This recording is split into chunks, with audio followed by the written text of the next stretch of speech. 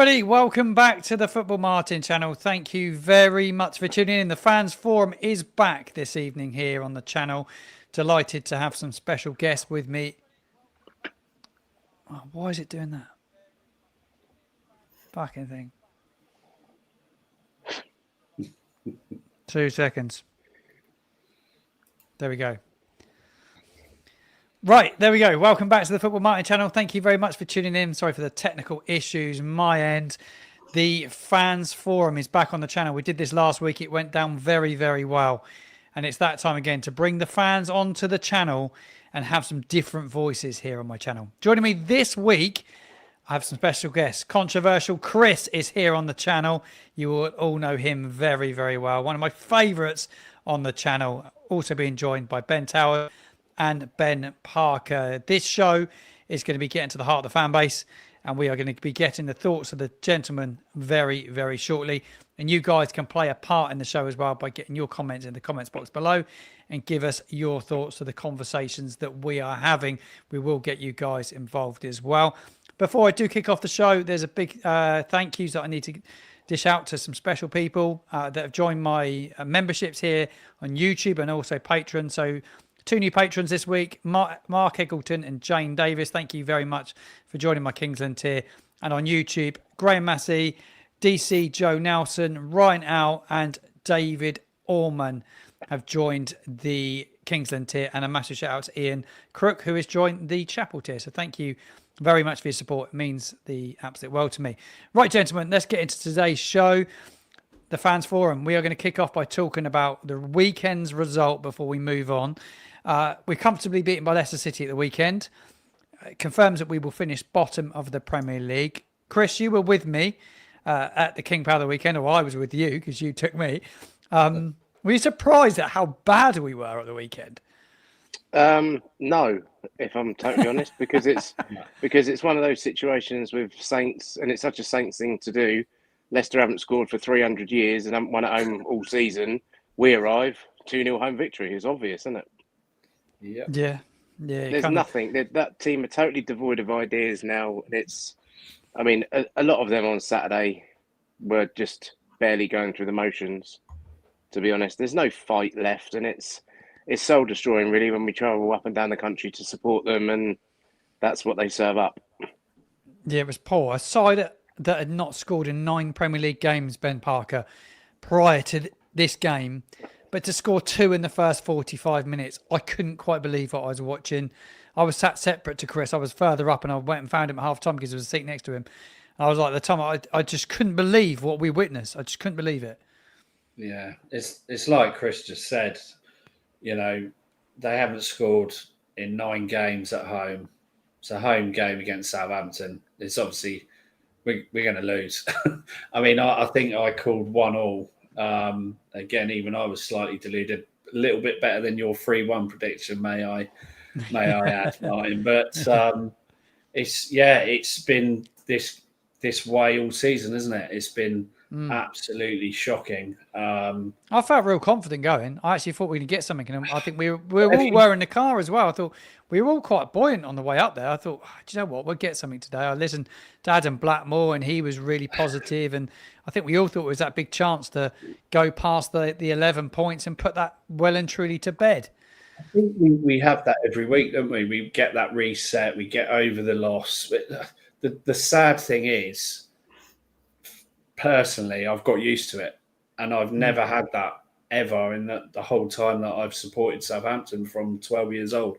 I've never got to a point where I'm actually used to us losing every week, and it's a horrible thing to have to admit, but that's where we are. We're literally at a point where you don't really expect anything, and it's sad, but that's how I feel at the minute.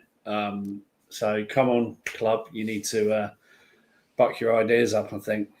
Ben Towers, this week, Adam Blackmore said in his Going Home with Adam and Joe on his podcast, which I listen to religiously every week, he went on to say that by announcing the manager sooner rather than later, the new manager, whoever that's going to be, may just give the fans a little bit of something to take a little bit of pressure off the team as it stands. By announcing that now, it kind of gives us something to look forward to. We know who it's going to be. And he thinks by doing it now, or ASAP is a really good idea. Do you kind of buy into that as well? Do you agree with what Adam said there? I think so. Yeah, we do need that positive feeling around the place. It's just been a dire season, and as Ben said, every week we seem to be losing. We're going in thinking we're going to lose. Yeah, we need something to be positive about. And the new manager, even if they're announced now, they probably wouldn't start anyway. But at least we're then finishing the season, going into the summer, knowing that actually we're on the front foot for once, because that doesn't happen for Southampton, or it hasn't in recent years. But I can see why they're waiting, because, dare I say, the season hasn't finished yet for certain clubs. Dare I say, in the playoffs. And, it has been mentioned that Frank Lampard is being considered, and he's got potentially another 3 games to see what he can do with Coventry. So I can see why the decision is still open. Yeah, no, I think it's a good point, especially on the playoffs, whether Lampard is potentially on their radar. Chris, do you see Frank Lampard being a manager that we may go in for? Is he a manager you want, really, is what I want to ask you? I don't know why he'd want to leave Coventry, because he's building something there, and he's done really well with them this season to get them into the playoffs. And I don't know why you would want to walk away from what has been a really good season from him and try and captain the good ship Southampton and make something, because we're going to lose so many bodies over the summer. It will be a complete and utter rebuild job over the summer, starting with the manager. And I just don't know why he'd want to come. It doesn't bother me either way, really. I'm not really enamored with any of the names that are currently linked, but obviously as the season peters out, we're going to be linked with more and more, and through the early close season. But I don't know why Lampard would come. I really don't. I want to counter what you've just said there, Chris, because I think actually Coventry have been put in the spotlight a bit recently, because they've jumped up from 17th when he arrived to getting into the playoffs. And some of their players I've taken note of, Jack Rodoni, for instance, I think he's an absolute master on the ball, and I think he'd be a really good acquisition. But I think if they don't go up, I think they will be stripped, and it could come down to the budgets that Coventry will have next season. I don't think they're flush with money, and a manager will want to have the best tools to their disposal, I think. So I don't know. Yeah, I agree. I agree with that sentiment, but it's going to be really difficult for whoever comes in, be it Lampard, be it Röhl, be it another. They've got a huge task, and we can't, as fans, be arrogant enough to think that we're going to go straight back up this time, because personally, I can't see it happening. No, I agree with you there, Chris. But at the same time, I think, even the bookies, they're going to put us down as one of the favourites. The expectation is probably for the majority that we should be going up as it was last time round. But, you look at a Coventry in that division, they're not going to have that same expectation as probably a Southampton does. So again, is the manager like the extra pressure? Yes, all right. He may have a bigger opportunity to get back into the Prem with Southampton, but who knows? Like Chris says, the squad is potentially going to be stripped. Are we going to invest and replace everything and make the squad better? Who knows? So I don't know. I'm with Chris on this one. I don't know why you would leave Coventry in the position they're in to come to Southampton, personally.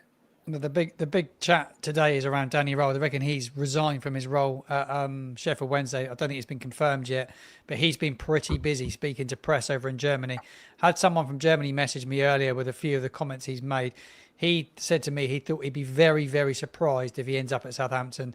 It looks like we were speaking before we come on here live that Fulham are likely to lose their manager, Marco Silva, that he wants potentially, by the looks of it, a Bundesliga or a Premier League job, Danny Röhl. So I'm not convinced now that will happen, because I think someone else are coming from him. I'll ask all three of you, does it bother you if we don't get Danny Röhl? Because there's a lot of Saints fans across social and across forums or something. They're not that bothered if we don't get Danny Röhl anyway. I'll start with you, Chris. What's your thoughts on that? I'm not bothered at all if he doesn't come. No, not at all.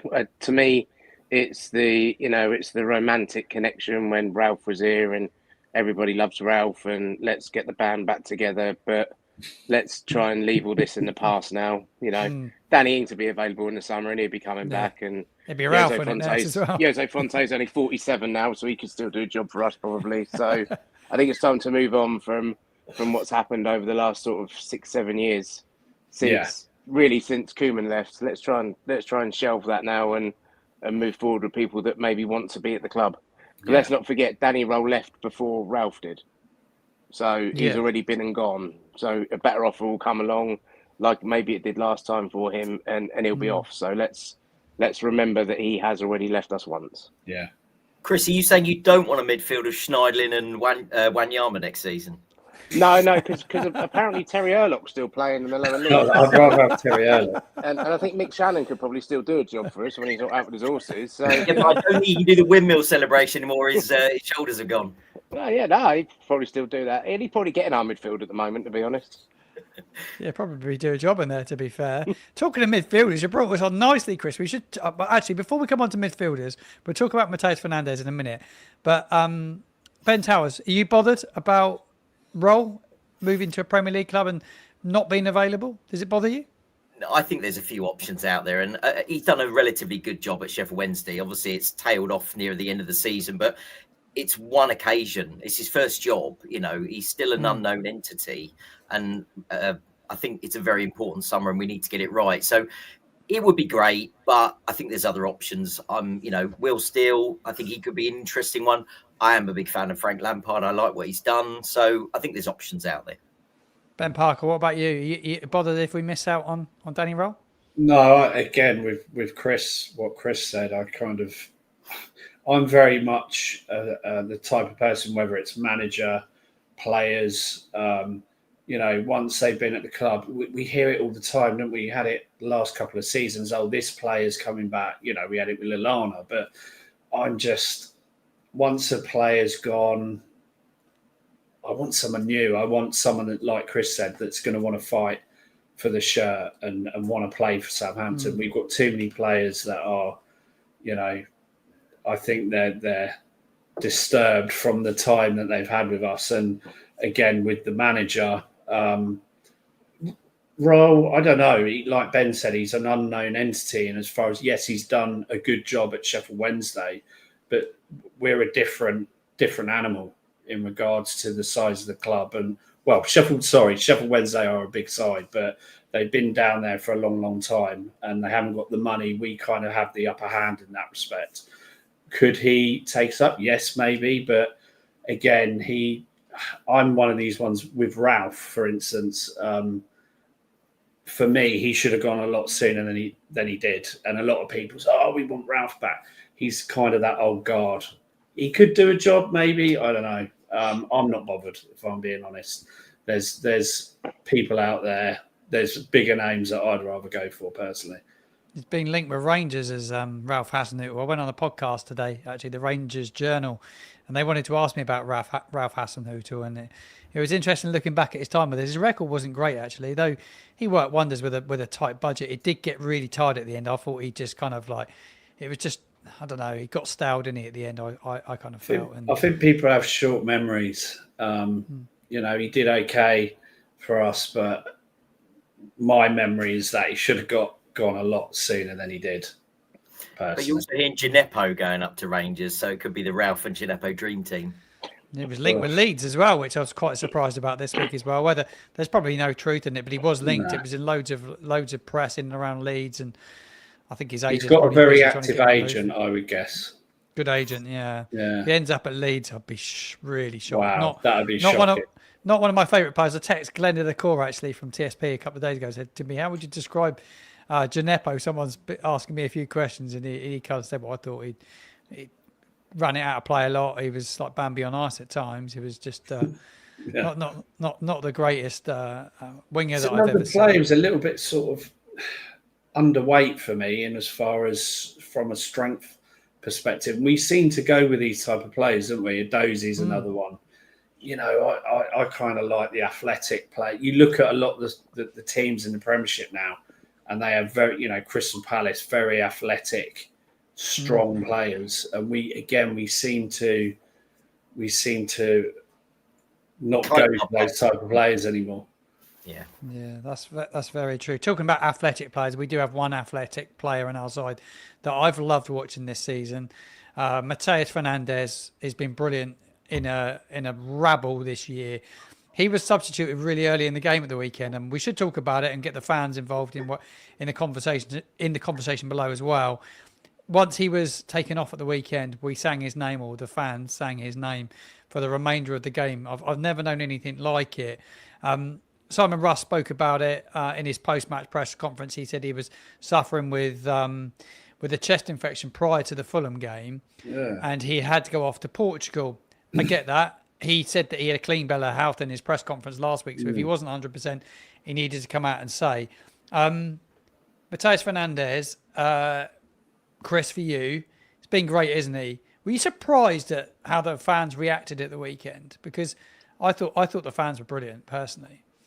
He's been a shining light really this season. There's been nobody else that's sort of shown the endeavour that he's shown week in, week out. Really, I wasn't surprised at the reaction of the fans. If I'm totally honest with you, I was more surprised that the Sulemana substitute has gone sort of under the radar as well, because not a couple of minutes before that, Sulemana put the ball on Paul's head and Fernandes had the goal disallowed for offside. So it just seems that, you know, Sulemana does something good and generally gets taken off, and once he goes off, that supply chain for Paul is cut. Yeah. But I think we got our point across to Rusk, and Rusk did mention it again in his press conference today. If he'd have just said in his press conference, yeah, Fernandes has been struggling with a bit of a chest infection, nobody would have batted an eyelid when he went off, because we would have known. And yeah, all right, I understand what Russ said today as well. I don't have to divulge everything about my team. It's a little bit of skullduggery. I don't think Man City are too worried as to whether or not Matty Fernandes is fit or not, really. You know, it's no skullduggery with Pep, because he'll just bring in another multi-million-pound player to counteract another one, to counteract Smallbone. 100 million. Yeah. You know, what really annoyed me, Chris, was the post-match comments that he made, and he was surprised by the fans' reaction. But he also took another little dig at the fans today, which annoyed me a little bit, to be honest, because it's been and gone now, and he didn't need to pull out the fans again today. But he went on to almost say that, you know, he can't stop the game, go to the tannoy and give the data and the reason why he's had to take a player off. I just think that was another dig at the fans that he didn't need to do today. Because I think he dug us out a little bit at the weekend, and he's done it again today. The thing is, sorry, go, Chris. No, just say, just be honest in your press conference then, because, you know, I know the fans aren't the be all and end all of a club, and I get that. And they don't have to divulge everything that's going on. But at the same light, we've been there in huge numbers all season, up and down the country, cup games, everything. We've taken massive followings. Just be honest with us. That's all we are. We don't ask for much. We don't get much.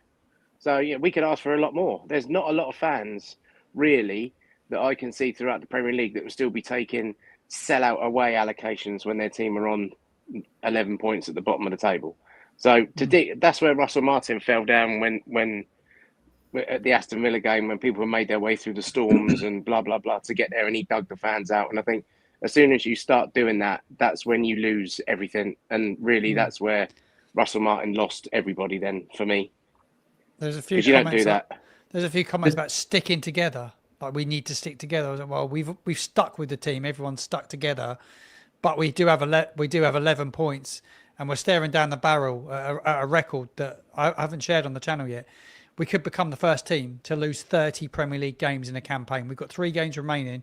We've already lost 28, but we could go 30 if we lose the final 3 games, which is a horrific statistic. Yeah, it's as bad as it gets. Just adding on from what Chris said there, you know, at the end of the day, no, the manager doesn't have to give everything out into the public before a game. But, you know, you're literally talking about, I expect this guy to win player of the season, players player, you know, everyone's player of the season, you know, and in the majority of games, he is by far the best player, and you're taking him off. What does he expect fans to do? we're going to question why you've taken our best player off. It's not hard, is it? It's so that really you expect for the manager to give us a little bit before we get, like Chris said. If we knew that he's struggling a little bit, you'd not have an issue with him coming off. I wonder if it'd be the first song that's sang at St Mary's at the weekend when the game kicks off. I wonder if that is the first chant coming out of St Mary's Stadium. I've got a funny feeling it might be Ben Towers. Could you see that? Yeah. Chris will be starting it, basically. I sit in the quiet part of the ground, so I can't start that. I think Rusk is starting to show the cracks, I think, to be honest. I think it's a pressurised job. He was maybe good for a couple of games in there, just to steady a ship. But, his decision-making is just being found out a little bit. And I think he's just struggling a little bit. He's never been in this sort of level of role before. I think the only other time he's managed was Stockport, I want to think, or something like that. So, I think he probably wants the season to end just as much as we do at this moment in time. Do you think it's more of a pride thing for him though? Because just picking up on what you said, he's in a pressurised job, and yes, it is. But for him personally, we're already down. There's nothing for us to play for, and he could totally go out and change all the tactics and everything. And the first couple of games that he was in charge earlier in the season, the Fulham away 0-0 draw, we showed a little bit more, and we were there, weren't we, Martin, for that one? Yeah. And then the Liverpool at home in the cup, we showed a bit and were narrowly beaten. And then Juric comes in and reverts back to the sort of the semi-Martin Ball sort of way, and then Ruska's come in and completely reverted back to that. So it would have been an idea for me, maybe, for him to try and put his own stamp on it. We're still 5 at the back, home and away. We're still the single striker up front. We still make ludicrously bad substitutes every game, and it's just nothing has changed. And for a job for me that's got no pressure on it, if he was battling to keep us up, I could understand that. But that was already gone. So for me, I'd want him to be putting his own stamp on it. Let's throw everything out the window that's happened this season. Let's play 4-3-3. Let's go for it and see what happens. Give the fans something to cling on to for next season. He did have a great opportunity coming in, but we were saying it before this went live. It's Martin Ball again. It's exactly the same football as Russell Martin was playing. Although it's not Saints related, I remember back in the day, many years ago for England, when Peter Taylor came in for an interim spell, and he got rid of all the old guard, brought up all the young players, the Beckhams of this world. And actually, that was a bit of a masterstroke. And the manager who came in afterwards continued in that vein. And he had a similar opportunity here to put his own stamp on it. But as you say, I think he's protecting brand Rusk, because there'll be another job after this one. And he doesn't want to be deemed to have done a worse job than other managers this season on a points-related basis. And he doesn't want a 4 or 5-0 loss, and he hasn't had one to date. I guarantee that might change this weekend, though. There's a good chance. Interesting comment he also made today. He came out and said, I think the team I aspired to was to make us harder to beat, and we've done that. We've done it well. He went on to say that we're letting up, I think he said 3 big chances a game, and we've halved that to 1.5 big chances per game. But we still let 2 in the first 45 minutes against a team that had not scored at home in 9 games and have been dreadful for months. So I find some of his comments really, really out of touch with what is actually in front of us. I'm not convinced what he's been watching, to be honest. Does that mean that you only need 1.5 chances to score 2 goals against us then? Yeah, no, it's just a bizarre thing to come out and say that he's seen improvement. I haven't seen any improvement. No, I've seen it get worse. Yeah, and for me it has. There's been none of the players seem. Aaron Ramsdale, I'm a bit of a fanboy of Aaron Ramsdale. I feel really sorry for the guy because I don't think he ever imagined it would be like this. And Saturday he was the only one that came over and gave his shirt away. Well, Matty Fernandez gave his shirt away, but he had to get a security guard to do it. Rambo came into the fans and gave his gloves away and his shirt, and the rest of them buggered off. And you just think it's not good enough from our players. Give us something. I don't think they understand how delighted it makes a kid when a kid goes home with their shirt. Yeah. And it's a and little it's thing such a to do. small thing. Yeah, It's a tiny thing to do. Yeah, it's not like we're going to Yeah. wear those shirts a great deal more. And like they've had to endure some absolute trash this season, home and away. And to walk, like you say, to walk away with something is it's quite a big thing, isn't it? For any kids, at least they could do. They kind of half-heartedly come across, Chris, didn't they? And then quickly, the minute they were, the fans were singing "Not fit to wear the shirt," and there was a bit of abuse aimed at them. They quickly turned, and a few of them didn't even bother coming over. Not really. See, for me, this is such a huge thing. When me and Ben go to the games, quite often Ben wants to get out of the stadium as quickly as possible. I want to actually stick around. I want to see what those players, don't I, Ben? Every home game, and I want to know. I want to see what they're going to do, how they're going to come over to the fans, and that's the biggest disappointment for me of this season. That and I'm going to use some strong language here. How shit they've been all season, and I think the least you can do is come up and clap the fans. And the amount of games where the majority of them are just straight down that tunnel. It's like they don't give a shit.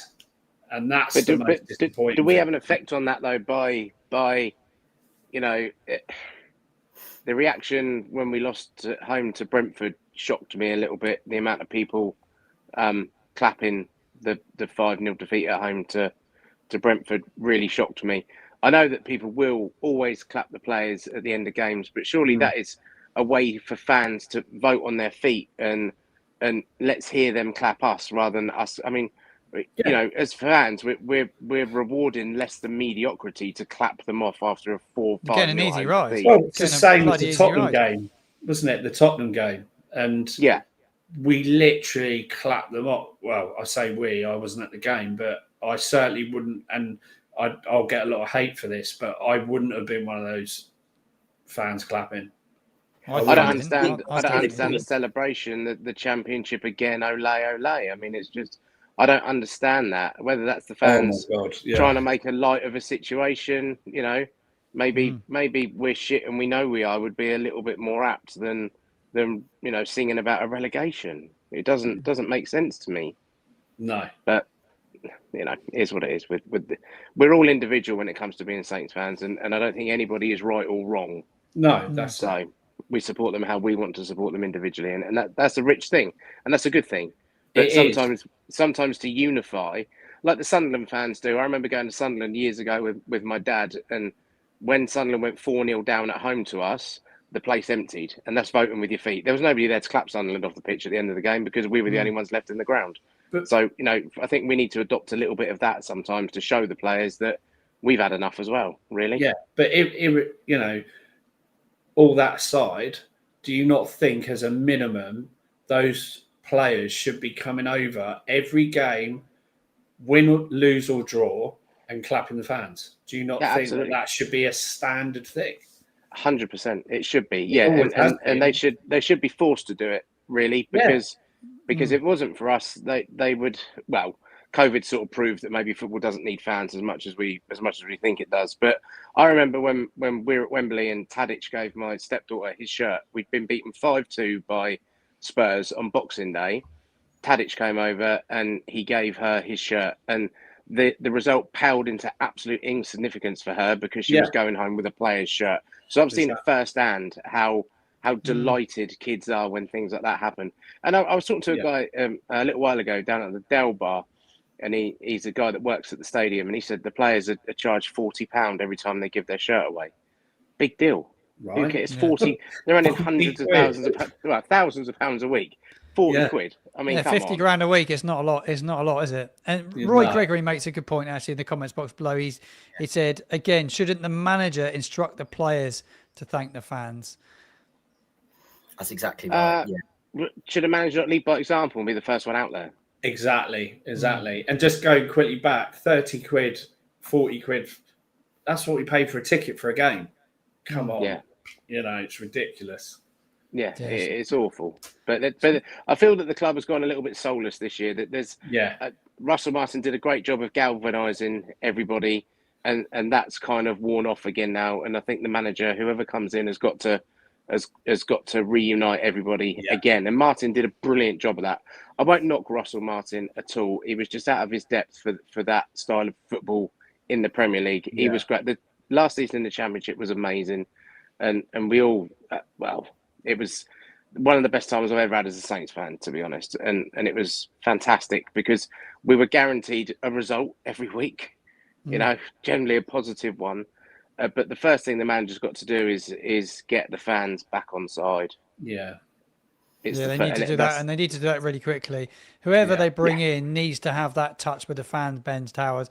I thought, like Chris says, Martin did it really well. Russell Martin did it really, really well. Juric was totally the opposite to Russell in terms of how he interacted with the fans. There was no feeling between us and him. I think that next manager, he needs to get everybody on side really, really quickly. The players, the fans, the local media. I think that's what Russell did really, really well. He was really good in front of the cameras. Yeah, he said the right things. He was very complimentary of the club, the fans, the players. It was only obviously, as we've said, near the end where the cracks showed because of the pressure, and he dug the fans out a few times, and that was his downfall. But yeah, for the last season, it was terrific being a Saints fan. He was a breath of fresh air, and he was a shining light actually in a recent history that hasn't been particularly positive.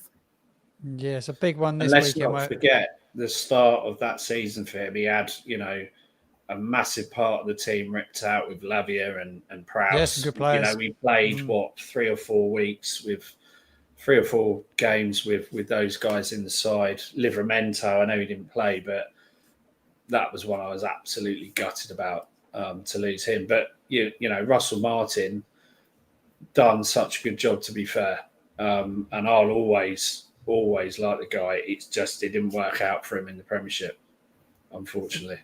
We will have to do something very similar this summer when it comes to selling players. I hope he learns from these mistakes and he becomes more adaptable, because that's the difference. And that guy potentially could be at a top club if he can learn from his mistakes and be adaptable. Yeah, no, I absolutely agree. Man City this weekend, it doesn't get any easier. We're still trying to we need to find another point in the next 3 games. There's 3 games remaining. Man City the weekend, Everton away, and then Arsenal at home. Obviously, Arsenal don't have a great deal to play for now, but they could be potentially still pushing for second. So City and Arsenal both going for second. City will want to win the weekend, big time. Do you see it finding that extra point, Chris, that we need? No. Ben Towers, do you think we will find that extra point?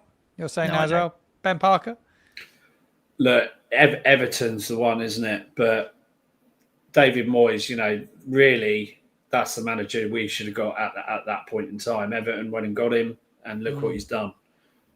Yeah, he's done. They're a different breed now. So I don't see us getting any more points. Unfortunately, the Leicester game was the one. Yeah, I thought it was the big opportunity of the weekend. The weekend stats don't look great neither. Southampton have won just 1 of the last 15 Premier League matches with Pep Guardiola's team. We've drawn 3, lost 11. The only league victory coming back in July 2020. That seems like a long time ago. And they're going to be fighting out with Arsenal for that second place. There's no doubt about that. Whether Arsenal will bottle this one, it'd be interesting to see. Aaron Ramsdale, Southampton's goalkeeper, facing Man City more than any other Premier League side. 8 games, and he's never had a clean sheet. Doesn't particularly paint the game in great light for Rambo, neither does it? No. But it's sad because, he's been, for me, phenomenal this season. And, how can you save 2 penalties in a game? And look, was it 3-0? Did we lose 3-1? I can't remember now, but to save 2 penalties, he's just all season been phenomenal. Yeah. And I can't remember what game it was. I went down at half time for a beer in the Dale pub. And I remember having a little bit of a disagreement with a few Southampton fans because they were against him. And I was just not having it. No way. This guy has been phenomenal for us. I don't care what anyone says. It's not just his performance on the pitch, though, but he's been the ultimate professional, a bit like Carl Walker-Peters. He comes straight over to the fans and clapping. And that's kind of my expectation of the whole squad, really. Yeah, no, absolutely. I totally agree with that. Walker Peters would definitely move on. There was a story circulating last couple of days that he signed a new contract, but I don't reckon it's true. It was all over Facebook and a few different platforms. It must be a wind up. There's no danger that he stays in my opinion. I just can't see it at all. I wanted to touch upon under 21s actually. Really good result, wasn't there? In was it Monday or weekend? I can't remember what it was now. I think it might have been Monday now. Really big result. Don Ballard scored a hat trick. He's playing under 21 football. Probably too good for under 21 football. A lot of people were saying, but maybe not quite good enough to play first team football. I believe he's ineligible. Am I right, Chris, in saying that with Don Ballard to play in the first team this season? I don't know, mate. To be honest, Yeah, he's I think been he's- touted. He's not. No, he's not in the 25. I don't think. No. Yeah, Wasn't he on loan when the season started? Yeah. Yes, yeah. Yeah. I mean, again, it's one of those, isn't it? We've got the other kiddie in the under 20s who's scoring goals like it's going out of fashion, and Yeah, I can't pronounce his name, everybody's- but he's immense, isn't he? Yeah, but the thing is, he is immense, but he's immense at that level. Yeah. And I think this is where, a lot of our fans go into dreamland. Well, he scored 20 goals in the under 20s. He'll get 50 in the Premier League in the last 3 games. So, we need to be a little bit realistic, and we haven't bought through. You could argue Tyler Diblin. We haven't bought through anybody good within the last few years. So let's keep developing these kids where they need to be developed, and then bring them through. We're not going to see the 16-year-old Walcotts and Chamberlains coming into the team for a while yet. So let's keep these kids where they are, and it's great that people are getting excited. Don't get me wrong, but people call in for kids to be put straight into the first team because nobody else is going to. And we've seen that with Robinson, is his name, the kiddie that came on at the weekend. Yeah. I got to be honest, it was only when I got home and I watched the highlights of Match of the Day, I'd actually forgotten he came on the pitch. Yeah. Yeah, he's young, Because lad, lightweight. Yeah, very lightweight. And that's probably no fault of his, because by then the service had been sort of taken out. I mean, and we played Smallbone as a number 10 for a period in the second half as well. I mean, what on earth, no disrespect to Smallbone, but what on earth is going on when you're relying on Smallbone to do that job? Yeah. We might want to double check on Ballard's eligibility, actually, because I'm not sure that under 21's come into that allocation, so they might be available. Hence why Jay Robinson's in there, but he hasn't been in there all season. So maybe someone in the chat can have a look, Google it. And tell us. But again, he's been out on loan to a couple of clubs, hasn't he? So I think that has a bearing. He had a period of time at Cambridge. A few of the Cambridge fans have been on a couple of my videos and spoke about him and said he missed a lot of big chances for them. And that's like League One. They were saying he's never going to really cut it in the Championship. And a lot of fans, he'd be a squad player next year, but still a long way to go. But he's talking about the pathway. He wants to see the pathway at Southampton. He wants to be here, but he's almost called in the club out saying, "Is there a pathway for me?" That's a big thing for him. I was thinking this the other day. What is the cutoff time? If a player in our youth system gets to 2021 and they haven't broken in, what do we do then? I mean, are they ever going to? They've got to an element of maturity where they're either going to make it or they're not. I mean, I don't know.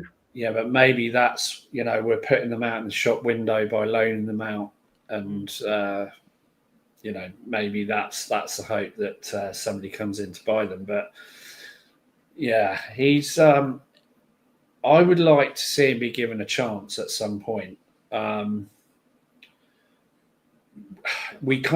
remember talking about him when we went down to the Championship last time, and there was talks of him potentially, getting a run out for us, but that never happened, and obviously he went out on loan. So, it's down to the manager, and again, it's kind of like circles, isn't it? We come back to who's going to be the manager, because that's going to have a huge bearing on who plays these youngsters that come in.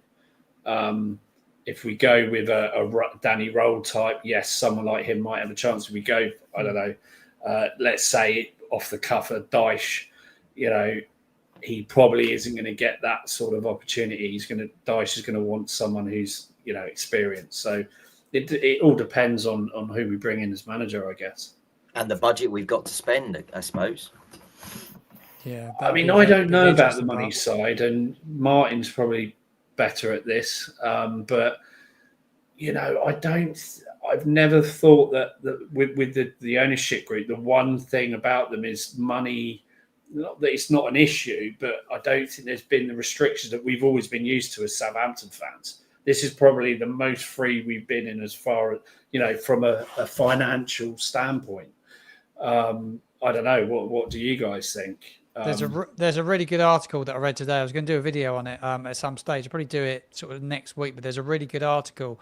I'll share it with you. And there's a breakdown in the finances that's been published and what's happened last time around in relegation. And he kind of breaks it down as what will have to happen again this summer. But we have some really good assets to balance the books. And he talks about the profit we made and everything as well. So it's quite intriguing. I need to read it and really break it down, but it's almost like a video on its own. So I will definitely look to do it. I'll share the clip.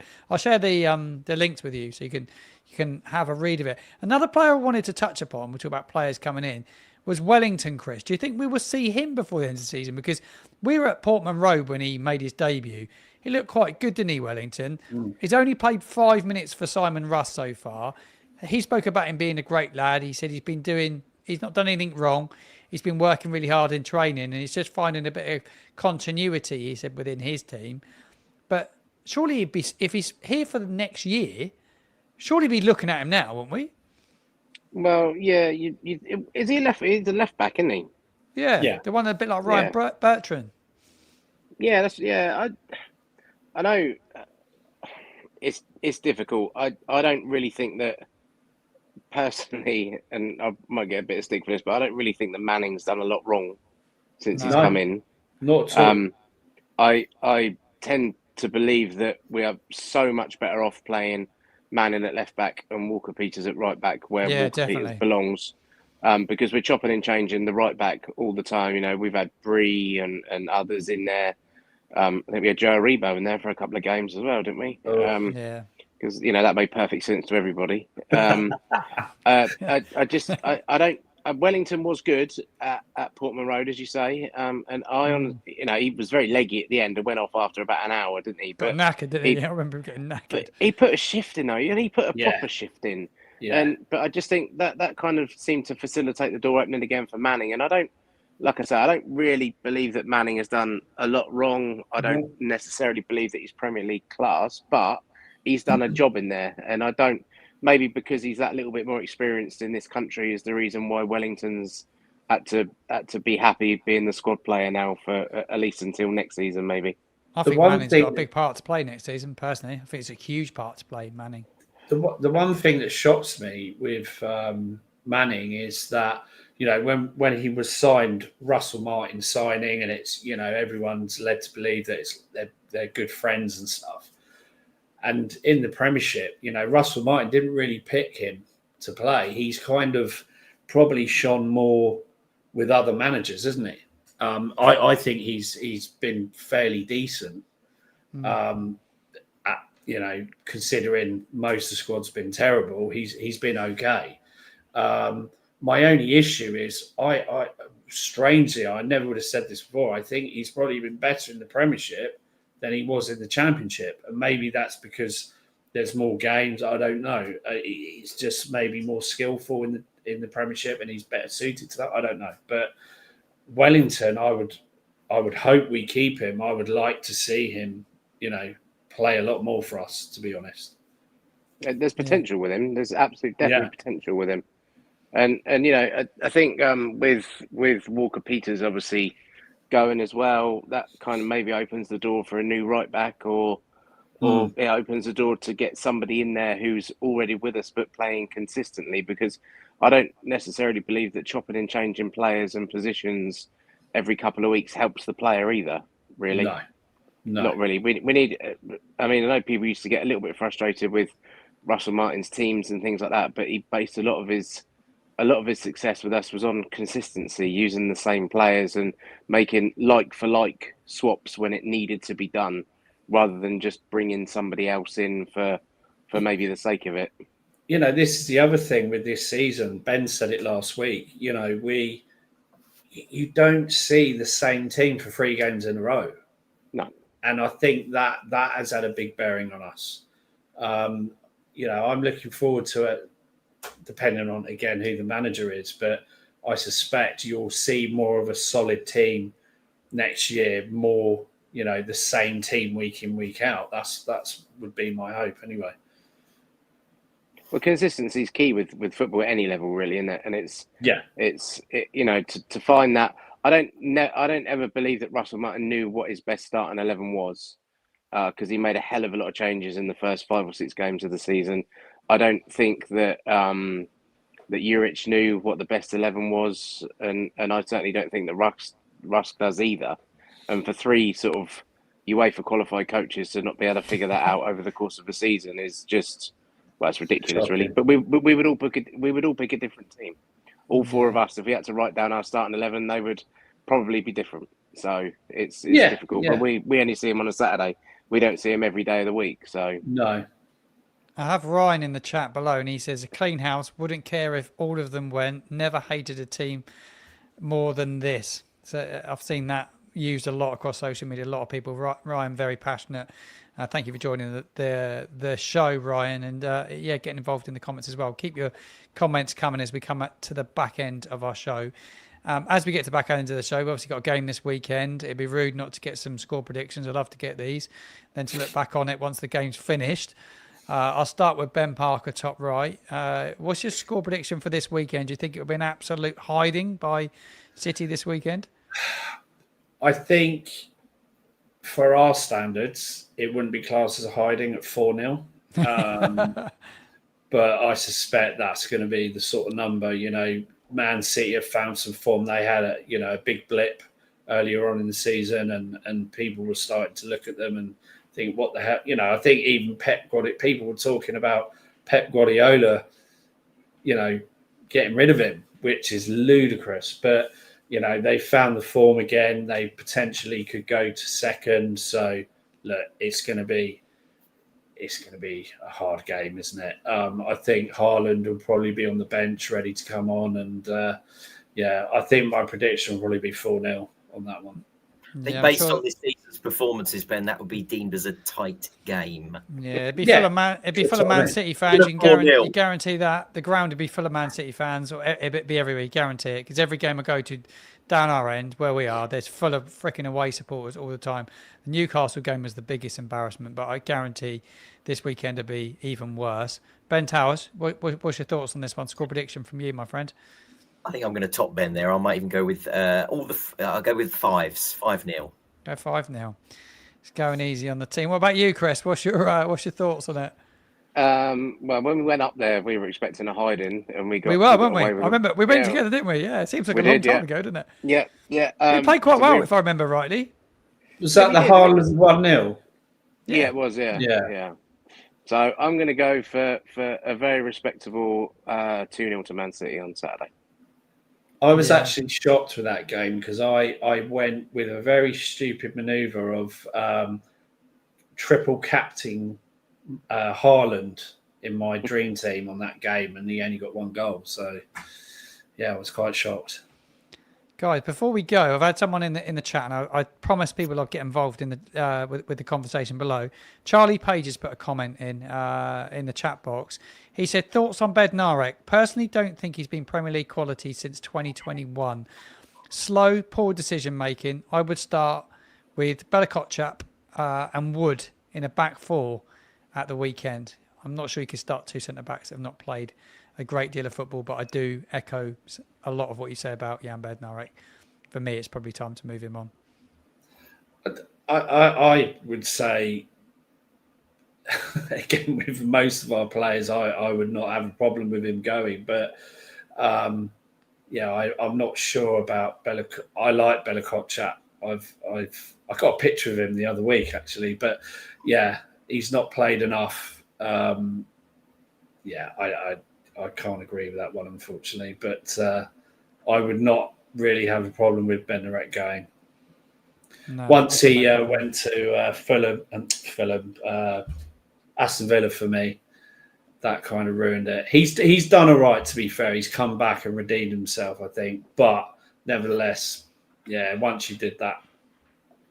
Yeah, we've got 2 very slow centre-backs in Harwood Bellis and him. I think the 2 of them are slow. And Chuck Stevens in there as well. I think they are slow. I do agree with Charlie on that. I think he is slow. I think we Ronnie Edwards He's done really well at QPR. He's the He'll be back future. next season. Apparently, there's a pact going on. I don't know if I mentioned it last week between Ronnie Edwards and Taylor Harwood-Bellis. Neither of them, they've got a pact that they wouldn't cut their hair, either of them, till Southampton have won 3 games this season, Premier League games. So they might not be they might not be cutting their hair at all by the looks of this. Both look like Jesus. They're literally going to look like Jesus. Yeah. It's only a rumor. I saw it on social media. It could be absolute nonsense. Chris, looking forward to seeing Ronnie Edwards next season. He's had a good time at QPR, hasn't he? Yeah, again, not seeing enough of him. I know he got the Young Player of the Year up there, which is great. Yeah, not bad to do that in half a season, is it? No, it's not. And my best pal's a QPR fan, and he has given me some good feedback about him. Oh, Calvin. Yeah, I forgot about Calvin. Yeah, so yeah, if he's excelled at that level, then there's no reason why we shouldn't bring him in next season. But it's who we're going to partner him with, and I think Bella Kotchup's going to go, probably Bellis, probably Bednarek. Yeah, Bellis will go, definitely. So that leaves Stevens, doesn't it? So yeah. We'll Yeah, have to bring so another centre back in, definitely. There's this young French lad, isn't there? But Yeah. don't know loads about him, so they'll probably bring another centre back in. I've really enjoyed the show, guys. I've loved this show. I was going to say, I think it's time to move on the old guard. I'm just a bit disappointed that Bednarek would be going for 6 million, because I think that's pocket change in the way that football is now, and he's still at a relatively good age at 28. But Nathan Wood, Ronnie Edwards. Nathan Wood. We forgot about Nathan Wood, didn't we? That's a good point. Yeah, we've got Nathan Wood. Stevens will do a job in the Championship, and I think there's some youth players to come back and loan players. So be interested to see what they do. Did anyone else think, and it might have been more difficult for Martin and Chris, but to have seen, but again, for me, Stevens was quite bad at Leicester. Yeah, it was terrible. He was a awful. nightmare. Considering that this wasn't guy's hard captain, to see in the ground. That was really, really easy to see in the ground. Oh, okay. Especially when he fired a ball at Aaron Ramsdale at knee height from him from 5 yards away. It was pathetic. It really Just bad, was. wasn't it? It was right. Yeah, it was right when you he were was in front of us, what was he wasn't doing? Yeah, what was he talking doing? about the captain of the club, and I know he's again, like most of the players, he hasn't had the best of seasons, but and he was quite poor at the beginning of the season, and people were talking about removing his captaincy, but just from a basic footballing level, I just thought he was quite bad. But before the Leicester game, he'd actually played quite well for a few times, hadn't he? He had 3 good games. Yeah, he has 3 good games and throws a rick in. Yeah. What we need it's about next season is consistency, isn't it? Yeah, it is. And next season we need a nasty bastard who's going to take the captain's armband, who's going to dish out a hiding when the players need it. I know I sort of said about not getting the band back together, but there's a certain Oriel who's out of contract. He's 33 years old. Just bring him back to kick some all ass, day really. long. Yeah. I'd take him. I'll drive to Barcelona and bring him back. I don't mind. I'll come He's with a free you, Chris. agent, isn't he? He's a free agent, isn't he? Oriol Romeo. At the end of the season, his contract. He's on loan at the moment, isn't he, to Genoa, and then he goes back to Barca, and then he's out of contract. Yeah, as long as we only take one of the old guard back, then he would be the one for sure. Yeah, definitely. Yeah, for me, he would be. But it's a romantic dream that isn't going to happen. So you've just hit the nail on the head there as well, Chris. I was saying last week on the show, but I've been banging on for years to my mate Ben, that we don't have these players anymore. We don't have the hardcore, players that have to do the shit job, excuse my French, but also part of that job is to grab people, grab the other players by the scruff of the neck and get them up there and get them going. And we just don't have those characters and those personnel anymore. Ironically, the only person I've actually seen do that a couple of times this season when he was captain was Bednarek. He didn't seem to shy away from it. Yeah, for me, the only character we have, like actual character and someone who would not be scared to shout at people is Ramsdale. But obviously being in the goal, it's a difficult position, isn't it? You're not very mobile. You can't get around the players. Not in the pitch. That's a good point. I just think our scouting and our purchases, we need to get back to getting those type of characters and players back in the squad. Leaders. Yeah, signing Yeah. leaders is really, really important. Really Yeah. important. Leaders, people that are committed, people that know a division. I've said it a long time. It's all well and good buying kids, but it's not going to. I think it was said somewhere by Alan Hansen, was it? It won't win you anything, and it's true, isn't it? You can't keep buying kids and hoping for the best, and we're developing them and sell them for a profit. Can't keep do that. Can't keep doing that. In my opinion, I've really enjoyed this show. It's been brilliant. Really enjoyed it. There's 101 of you in. If you're not subscribed to my channel, make sure you do go subscribe to the channel because it will massively help and really appreciate it. Loads of content coming your way. We'll do this fans forum regularly. I want to keep it rolling. Everyone seems to like it. The viewing figures are really good tonight, so we'll do it again. Even with playoff going on tonight and Man United playing in the Europa League as well. I'm not sure what the scores are, Chris. Have you got any updates for us? We're live at the moment. Atletico scored an absolute screamer. They're 1-0 up. Hang on, I can tell you because I've got them all in front of me. Is it 3-1 on aggregate? Is that 3-1? 3-1 on aggregate, yeah. They're 1 up. Hang on, I'm scrolling the wrong way. Hold on. Spurs are... Losing. I don't know because my telly's not telling me. So Spurs are 0-0 and I think Chelsea are 1-0 up. Could be. And Sheffield United are 1-0 up against Bristol City at half time. Yeah, I just saw that as well, yeah. Bristol City need to get a result tonight as well, really and truly. You don't want to go to Bramall Lane having to try and get a result in the second leg of that. Mad to think, isn't it, boys, before we go, about it nearly being a year ago since that night at St Mary's, those 2 playoff games that we had against West Bromwich Albion, nearly a year ago. Unbelievable scenes that was. Probably the best nights ever as a Southampton fan to one of the lowest points in the space of 12 months.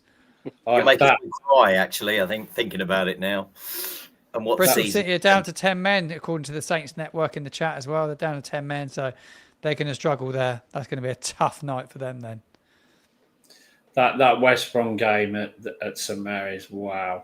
It was literally probably, if not the best game at St Mary's I've ever been to, and I had the pleasure of taking my daughter to that one. So yeah, it was special.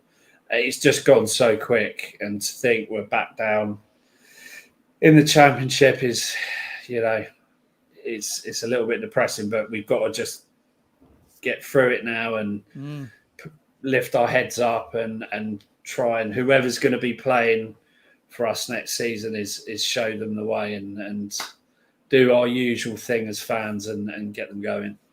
Yeah, I'm looking forward to a Championship tour and looking forward to getting up and down the country. I'm really looking forward to it. Guys, thank you very much for joining me on the fans forum tonight. I've really enjoyed your company. Ben Parker, Ben Towers, and controversial Chris. I'll be meeting up with Chris again at the weekend for some more conversation. Fan cams will be around St Mary's post-match the weekend as well. Going to start looking to bring those back next season as well. So thank you all very much, guys. Take care. And to everyone tuning in, thank you for your support. I'll see you again in another live very soon.